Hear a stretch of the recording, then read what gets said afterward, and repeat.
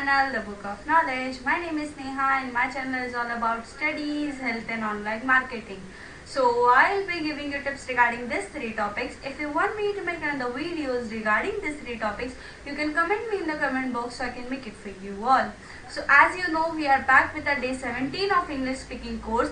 आज हम हमारे इंग्लिश स्पीकिंग कोर्स के डे 17th पे आ गए हैं। तो जैसा अभी आप जानते हैं अच्छे से, जो भी जिन्होंने भी मेरा लेक्चर जो भी मैं इंग्लिश स्पीकिंग कोर्स का ले रही हूँ डे 1 से देखा होगा, फर्स्ट डे से देखा होगा, उन्हें अच्छे से पता होगा कि मैंने पूरी की पूरी 10 सीरीज यानी 12 के 12 टेंस हमने खत्म कर चुके हैं। और साथ ही साथ हमने टेंसेस के ऊपर टेस्ट भी रखा था, वो भी खत्म हो चुका है। कंजक्शंस के ऊपर भी हमने वीडियो बनाया है और वो भी लेक्चर हमने खत्म कर दिया है। बेसिक कंजक्शन सिखाया था मैंने आपको, वैसे ही आज के वीडियो में मैं आपको मॉडल वर्ब सिखाऊंगी। मॉडल वर्ब्स भी एक हेल्पिंग वर्ब जैसे ही होते हैं। अगर आपको हेल्पिंग वर्ब के लिए डाउट है तो आप मेरे फर्स्ट डे के वीडियो देख सकते हैं, उसमें मैंने हर चीज अच्छे से बताई। अगर आपको चाहिए तो मैं उसका लिंक डिस्क्रिप्शन में दे दूंगी, आप देख सकते हैं उसको बाद में। तो वैसे ही जैसे मैंने आपको हेल्पिंग वर्ब्स बताए थे वैसे ही ये मॉडल वर्ब्स भी है, बट इनमें कुछ डिफरेंस है जो कि आज हम इस वीडियो में समझेंगे। और काफी बेसिक चीजें, क्योंकि हम बेसिक अभी क्लासेस कर रहे हैं, इसलिए काफी बेसिक चीजें मैं आपको बताने वाली हूँ जो बहुत इंपॉर्टेंट है। बेसिक है पर इम्पोर्टेंट है। आपको ये वीडियो पूरा एंड तक देखना है और हर एक वीडियो आपको एंड तक देखना है, क्योंकि हर एक एग्जाम्पल्स आपके लिए उतना ही इम्पोर्टेंट है जितना हर टेंसेस जैसे इंपॉर्टेंट चीजें सारी होती है, हर एक एग्जाम्पल भी इंपॉर्टेंट होता है। क्योंकि जितना आप एग्जाम्पल्स देखोगे उतना ही आपकी इंग्लिश इंप्रूव होती जाएगी और उतने ही आप इंग्लिश में फ्लुएंट होते जाओगे। तो चलिए लेट्स गेट स्टार्टेड। तो जैसा अभी आप देख सकते हैं आपके स्क्रीन पे, अभी मेरी स्क्रीन आ रही होगी। तो जैसा आप यहाँ पे देख सकते हैं मैंने लिखा है इंग्लिश स्पीकिंग कोर्स डे 17, क्योंकि आज हम आ गए हमारे इंग्लिश स्पीकिंग कोर्स के डे 17 पे। तो जैसे मैंने आपको स्टार्टिंग में कहा था, today we are going to start with some common modals, यानी बहुत ही बेसिक मॉडल वर्ब्स सीखने वाले हैं। ये टॉपिक्स पे आप वो मॉडल वर्ब्स देखोगे कि आज के लेक्चर में हम जो सीखने वाले हैं वो मॉडल वर्ब्स के नाम है यहाँ पे। और साथ ही साथ आप जैसे यहाँ पे देख सकते हैं मॉडल वर्ब का डेफिनेशन है। सबसे पहले हम टॉपिक्स देख लेते हैं इसके। तो सबसे पहला मॉडल वर्ब जो हम सीखने वाले हैं वो है कैन। साथ ही साथ दूसरा जो हमारा मॉडल वर्ब है वो है शुड, और उसकी कैटेगरी में हम सीखेंगे शुड हैव। और थर्ड हमारा जो मॉडल वर्ब है वो है कुड, और उसकी कैटेगरी में हम सीखेंगे कुड हैव। ये पांचों जो भी मतलब मॉडल वर्ब्स है, इन्हें आप कौन से हिंदी वाक्यों से कैसे रिलेट कर सकते हो, इनकी पहचान क्या है, ये सारी बातें आज के वीडियो में मैं आपको बताऊंगी, जिससे आपको मॉडल वर्ब्स काफी अच्छे से आ जाएंगे। तो चलिए सबसे पहले हम ये सीखने से पहले हम इसका डेफिनेशन देख लेते हैं। तो जैसे यहाँ पे लिखा है मॉडल से मॉडल लिखा है, मॉडल वर्ब्स भी आप लिख सकते हो। Modal verbs are helping verbs which are used with the main verb to express various ideas. जैसे मैंने आपका कहा था कि हेल्पिंग वर्ब से थोड़े अलग भी होते हैं। हेल्पिंग वर्ब तो होते ही हैं, बट हेल्पिंग वर्ब से थोड़े अलग भी होते हैं। अब ये अलग कैसे होते हैं? तो ये बहुत सारे आइडियाज दर्शाते हैं, यानी एक इंसान क्या कहना चाहता है वो आइडिया को दर्शाने में ये काम आते हैं। वो कैसे, हम आगे आगे देखते जाएंगे। चलिए सबसे पहले हम फर्स्ट मॉडल वर्ब हमारा लेते हैं जो है कैन। कैन की पहचान होती है, यानी जो भी हिंदी वाक्यों के एंड में सकता हूँ, सकती है, सकते हैं या सकता है आए, तो वहां पे हमें कैन यूज करना है। अब मैं आपको हर एक चीज की पहचान इसलिए बताती हूँ ताकि हिंदी से रिलेट करके आप इंग्लिश सीख जाओ। यानी हिंदी से आपको अगर पता होगा कि सकता हूँ इसमें आ रहा है, तो मुझे यहाँ पे कैन कन्वर्ट करते वक्त कैन डालना है, तो वैसे आपके लिए आसानी होगी। इसके लिए मैं आपको हिंदी के उसका जो भी पहचान है वो भी आपको बताती हूँ साथ ही साथ। तो चलिए पहला एग्जाम्पल देख लेते हैं, उससे आपको अच्छा समझेगा। तो हमारा एग्जाम्पल है वह गाना गा सकता है। तो उसके इसे देखिए कैसे कन्वर्ट करेंगे। ही हमारा सब्जेक्ट, सकता है इसके लिए हमने कैन लगाया, गा यानी सिंग, और द सॉन्ग इसके आगे आप बढ़ा भी सकते हो, जैसे he can sing the song on stage, he can sing the song on function. ये सारी चीजें आप जैसे जैसे आगे बढ़ाते जाओगे, मैंने आपको उल्टी सेंटेंस वाली ट्रिक बताई है, वो हिसाब से आप इसे एप्लीकेबल इसके ऊपर करके आप इसे यूज कर सकते हैं। तो देखिए आपको कैन कैसे यूज हुआ। अब ये तो हेल्पिंग वर्ब हो गया कि कैन ऐसे हेल्पिंग वर्ब जैसे यूज हुआ। अब ये मॉडल वर्ब क्यों कहलाता है? तो चलिए देखिए, कैन योग्यता दिखाने के भी काम आता है। जैसे मैंने आपको कहा था बहुत सारे आइडियाज दर्शाने के लिए काम आता है, वैसे योग्यता यानी एक इंसान को एक चीज करने की जो ताकत है, उसकी क्षमता है वो चीज करने की, योग्यता दिखाना, ये योग्यता भी दिखाता है। कैसे? चलिए हम एग्जांपल्स के थ्रू समझते हैं। अगर आप सिंपली इंग्लिश में बोलो ये योग्यता को, तो वो एबिलिटी होती है, यानी एक इंसान की या कोई चीज की एबिलिटी दिखाना, योग्यता दर्शाना। तो एग्जाम्पल में अगर मैं खाना पका लूंगा, अब इसमें ये जो गा आ रहा है ये फ्यूचर, अगर आप टेंसेस के हिसाब से देखोगे तो ये फ्यूचर टेंस में आता है, गा लूंगा ये फ्यूचर टेंस में आ जाएगा। बट यहाँ पे वो बता रहा है, यानी जो भी इंसान बोल रहा है वो बता रहा है कि मैं खाना पका लूंगा, वो अपनी काबिलियत दिखा रहा है, यानी वो अपनी काबिलियत बता रहा है कि मैं इसे पका लूंगा। इसके लिए हमने हमारा सब्जेक्ट तो मैं यानी आई, लूंगा इसके लिए हमने कैन यूज किया है, और कुक द फूड क्योंकि वो बता रहे। अभी यहाँ पे जैसे होता मैं गाड़ी चला लूंगा, मतलब वो अपना एबिलिटी दर्शा रहा है, वो अपनी योग्यता दिखा रहा है, इसके लिए वहाँ पे सेंटेंस होता I can drive the car. ऐसे ही आपको कैन वैन और आगे सेंटेंस जैसे बढ़ेगा वो मैंने आपको बताया कैसे कैसे करके आप बढ़ा के बना सकते हो। तो वैसे इसके लिए तो इन्हें मॉडल वर्ब कहा जाता है, क्योंकि यहाँ पे देखिए ये हेल्पिंग वर्ब के भी काम आ रहे हैं, और ये कैन यानी योग्यता दर्शाने के भी काम आ रहा है, यानी अलग अलग चीजों को एक्सप्रेस करने में काम आ रहा है, इसके लिए तो इसे मॉडल वर्ब्स कहा जाता है।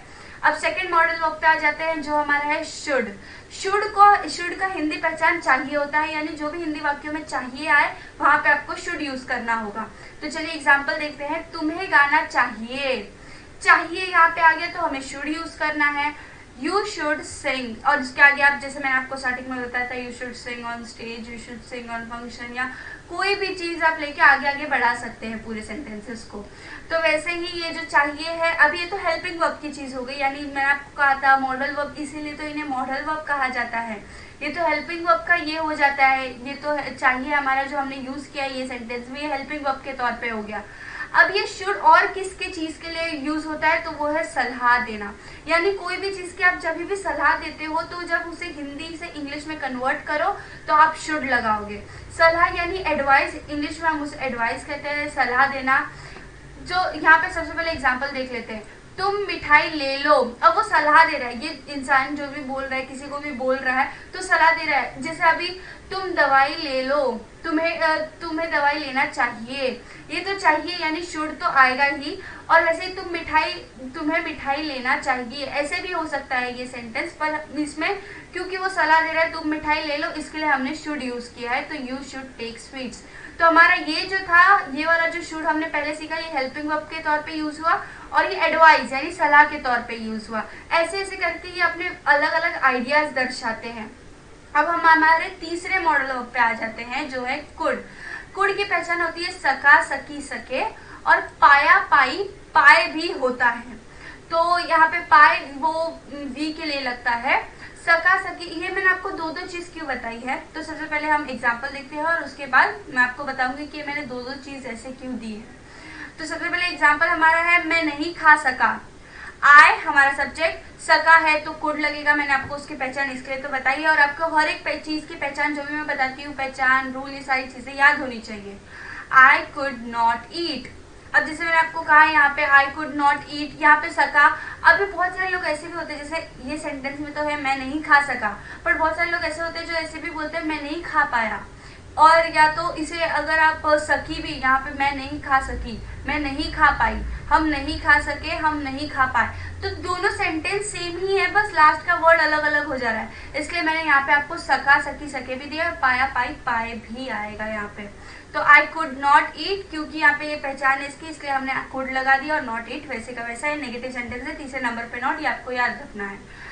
तो कुड और हैव, अब हमारे इसके में भी मैं आपको कैटेगरी बताने वाली थी कुड में, तो वो है कुड हैव।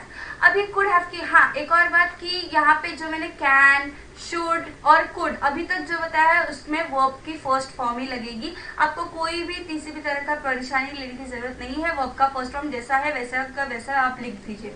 बट अब जैसे आप कुड हैव में आएंगे वैसे ही कुड हैव की पहचान होती है सकता था, सकती थी, सकते थे, और उनके साथ वर्ब की थर्ड फॉर्म आएगी।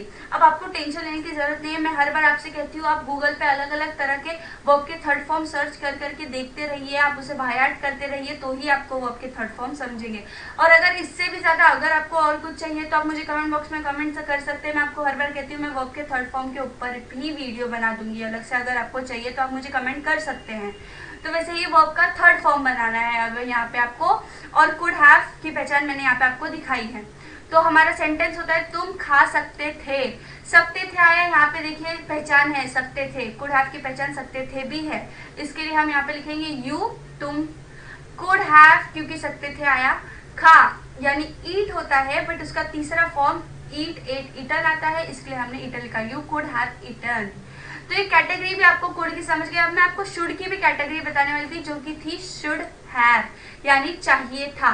शुड तो हमारा नॉर्मली जैसे चाहिए वो ही रहेगा पर उसके साथ हम था लगा देंगे। बेसिकली अगर आप देखने जाओ तो ये जो कुड हैव और शुड हैव है ना, ये कुड की यानी ये जो कुड हैव है ये कुड की पास्ट फॉर्म भी इसे जाना जाता है पास्ट फॉर्म के नाम से, और ये जो शुड हैव है ये शुड का पास्ट फॉर्म के नाम से जाना जाता है। और हाँ, और एक बात कि ये जो कुड है इसे कैन का पास्ट फॉर्म कहा जाता है। खैर ये सब पास्ट फॉर्म की सारी जो भी बातें हैं ये आपको ज्यादा ध्यान में रखने की जरूरत नहीं है, मैं बस आपको अच्छे से समझ जाए इसके लिए मैं ये पास्ट फॉर्म, प्रेजेंट फॉर्म ये सारी चीजें कह रही हूँ, बट आपको ज्यादा इस पे फोकस करने की जरूरत नहीं है। मैं आपको जो पहचान बताती हूँ, जो चीजें बोलती हूँ उसी पे ज्यादा फोकस करिए।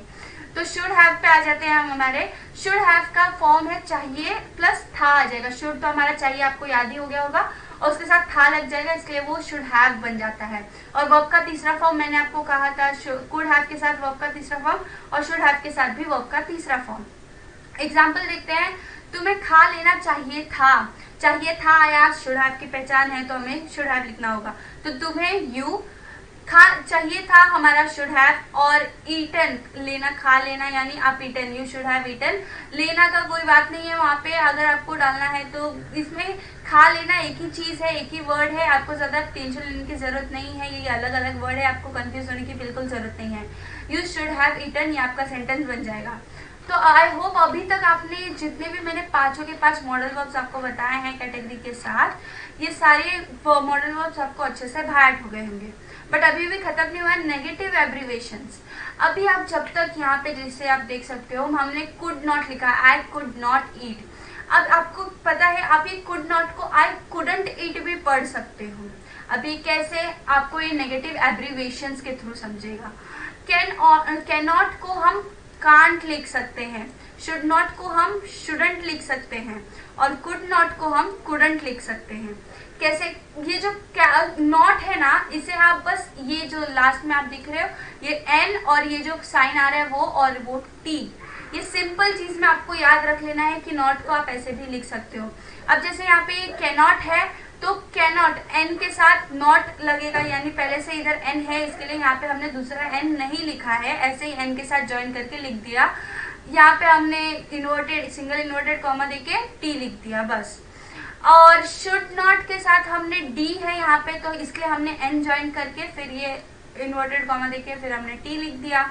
यहाँ पे भी डी है, यहाँ पे भी आप देख सकते हैं डी है, एन नहीं है, इसके लिए हमें एन ज्वाइन करना पड़ेगा। अगर एन है तो आपको एन दोबारा ज्वाइन करने की जरूरत नहीं, बट अगर एन नहीं है तो आपको एन ज्वाइन करने की जरूरत है। तो जैसे अभी ये सेंटेंस है I could not eat, I couldn't eat, ऐसे भी आप बोल सकते हो। मैं इनका प्रोनाउंसिएशन भी आपको बता देती हूँ। इसे कांट कहा जाता है, इसे शुडंट कहा जाता है और इसे कुडंट कहा जाता है। तो वैसे ही यहाँ पे आप कोई भी सेंटेंस, यू शुडंट हैव ईट, और जैसे हैव आएगा तो हमें तीसरे नंबर पे ही हमेशा नॉट लगता है, ये बात आपको याद रखना है। इसलिए यहाँ पे तीसरे नंबर पे शुडंट हो जाएगा, यू शुडंट। अगर आपको शुडंट हैव का करना है या कुडंट हैव का करना है तो कुडंट हैव, कुड हैव का कुडंट हैव, शुड हैव का शुडंट हैव, ऐसे हो जाएगा। तो आई होप अब तक आपको नेगेटिव एब्रीवेशंस भी काफी इजी थे जो मैंने आपको बताया है। अब हम हमारे आ जाते हैं बेसिक प्रैक्टिस पे, जो मैं आपको हर बार देती हूँ। बेसिक प्रैक्टिस आपके लिए बहुत इंपॉर्टेंट है, आप ताकि इसे पूरा दिन सॉल्व कर पाओ वीडियो देखने के बाद, क्योंकि अगर आप इसे सॉल्व करोगे तो ही आपकी इंग्लिश फ्लुएंट हो पाएगी। आप इसका स्क्रीनशॉट ले सकते हैं या तो ये वीडियो पॉज करके भी आप कहीं पे लिख के या अभी के अभी इसे सॉल्व कर सकते हैं, वो आपके ऊपर है। तो आई होप अब तक आपने स्क्रीनशॉट ले लिया होगा। साथ ही साथ ये मैं आपको कुछ चीजें दिखाई हूँ यहाँ पे, ability, can could, permission, can could में ये सब चीजें जो भी हैं ये आपको बस एक बार देख लेना है, आपको ज्यादा इनके सिर्फ गो थ्रू कर लेना है, आपको ज्यादा डीप में नहीं जाना है इनमें। मैं बस आपको ये समझे थोड़ा बहुत डीपली में, इसके लिए मैंने इसलिए लिखा है। आपको ये सारी चीजें मैं धीरे धीरे करके पूरी 16 डेज में आपको समझा दूंगी। अभी आपको सिर्फ एक बार इसे देख लेना है, एक बार रीड कर लेना है बस। आप वीडियो पॉज करके देख सकते हैं, स्क्रीनशॉट लेके देख सकते हैं, वो आपके ऊपर है। सो आई होप अब तक आपको ये पूरा मॉडल, जो भी मैंने मॉडल वर्ब सिखाए हैं और नेगेटिव एब्रीवेशन सिखाए, ये सारी चीजें अच्छे से समझ गई होंगी। So I hope you liked my video, and if you liked it, please like, share and subscribe it so I can make another videos for you all. और unsubscribe करना मत भूलना, क्योंकि आपको एक भी लेक्चर्स मिस नहीं करने हैं। टेंसेस खत्म हो चुका है और आगे 60 डेज में हम बहुत सारा बेसिक इंग्लिश सीखेंगे और 60 डेज के बाद आपकी इंग्लिश फ्लुएंट हो जाएगी। तो चलिए, thank you for watching, bye bye.